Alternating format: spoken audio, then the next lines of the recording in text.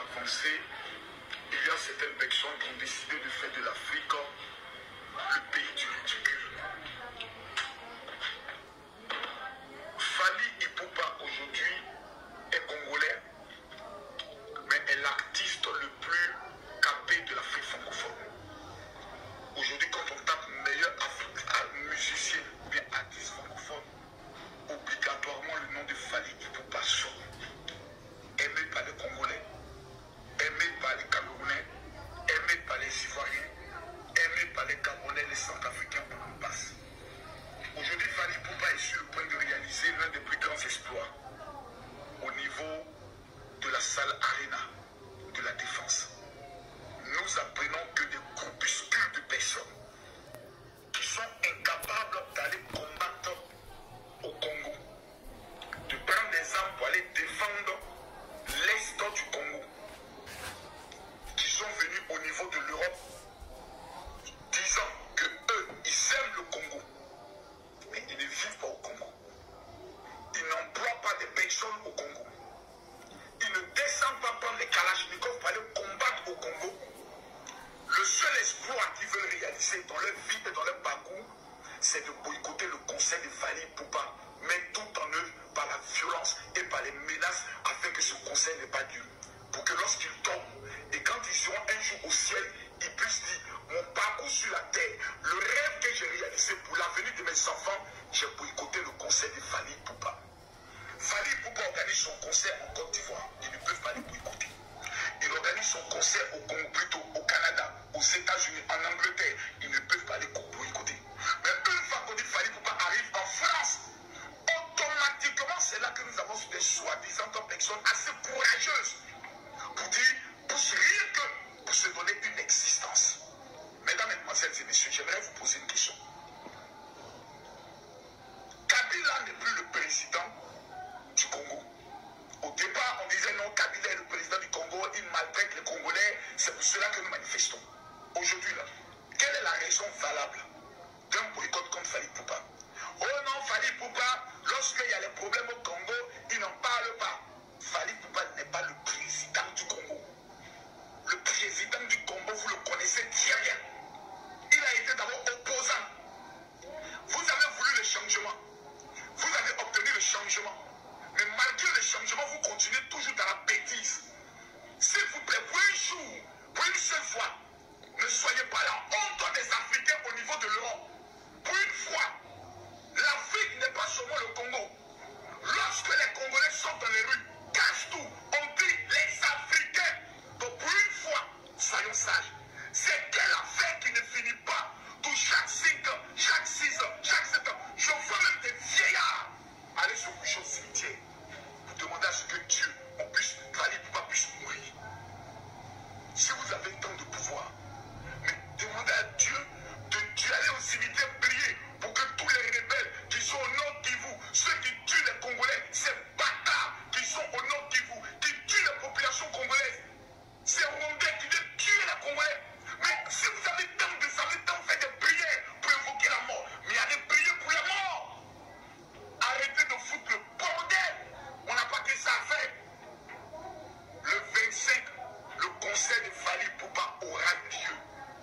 Et je demande à tous les Africains, à l'unanimité cette fois-ci, d'aller soutenir Fally. Même si les Congolais disent on ne va pas au concert de Fally, mettez-vous à l'écart. Les citoyens vont remplir la salle à eux seuls parce qu'ils aiment Fally. L'Afrique. Ouais, Balandiaki West TV, Bawario Nyonso Bato Balinga Fally Ipupa, Boki message ya Général Makoso. Yango na lobaka seonte penza pona biso ba Congolais, eza soni pona biso. Chaque fois Batu mususu nde bazoya ko défendre oya biso or on a lobaka chaque fois. Message ya boye, nde message ya ko partager massivement nyonso place ezole kana ba chaîne et tout.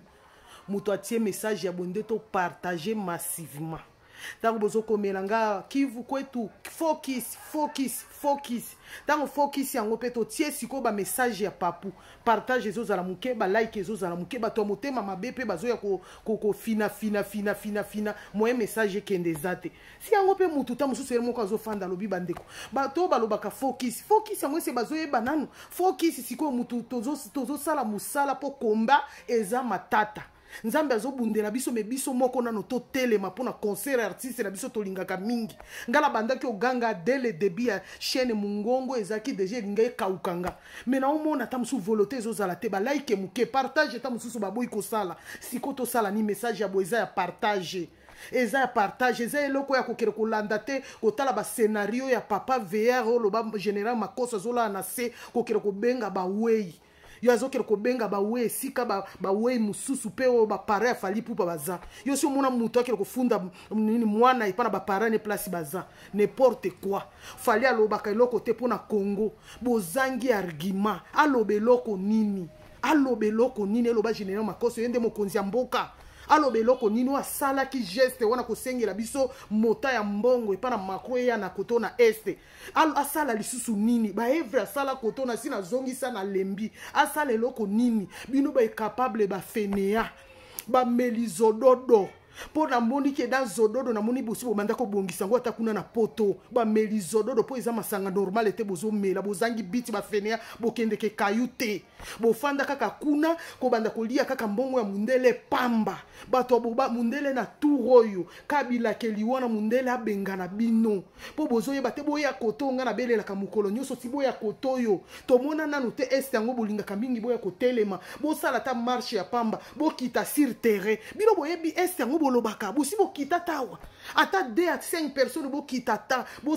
sala marche bo lo bato boyi c'est fini pour na makila na mandeko na biso bo falika ko yo bozo bolugote conseil na akita na cargo runa risque aye ko beta musique aye ko pesa ba don aye ko sala ni tolo bandenge nini ngai ko mo pesa ndenga omona kada 2 jours nga munoko ko se ko minga kilo nazotala makamu nazokamwa na ebite Kongo tozoninga tokende wapi Kongo tozolinga tozwa mahele te keto na keto Congolais alingi ne avancement ya muninga ne Congolais te tango ngana lobela kabino mo chaîne muke o ba combattre kango grave kombata alingi te amoni soki azolobela Fally mutu mususu alobela Fally te ako alingi akase kaka mutu wana azala ye moko na Fally aza mutu moko munene akoki kozala na bato kolobele ebele ata 50 millions de personnes ba wario baza on est partout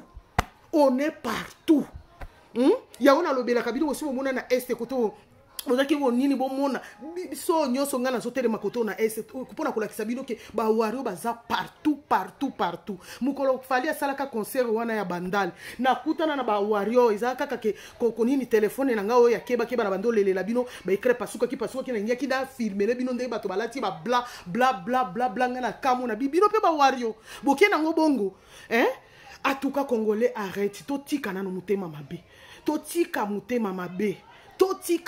mabe na la CP message moko bato nani papa na bisoki mobangia papa wana ke na kunda biso bana mona ki bana mongo pe bakena kunda bato nsu pe bakena kunda totika to sala neti bangote Fally Ipupa za mwana nzambe biso to belela lole ko sambela lole ko eko répondre to bosana te ke nzambe azali kolo totika ka to kopia ka banguna babiloko na bangote to belela nzambe nde batela ka Fally Ipupa nzambe nda sala Fally Ipupa lelo vivre no Congolais no bakoko ya nyanini no ba famille Fally asasa l'interview que famille na ezalaka ba chrétien famille ne ba de kosambela bango baza koyemba na église totika makamu nyonso pa nzambe nde juge ya malamu en tout cas balandi qui voit cette TV bo partager vidéo bo liker bo s'abonner en tout cas ikosala bien merci bye.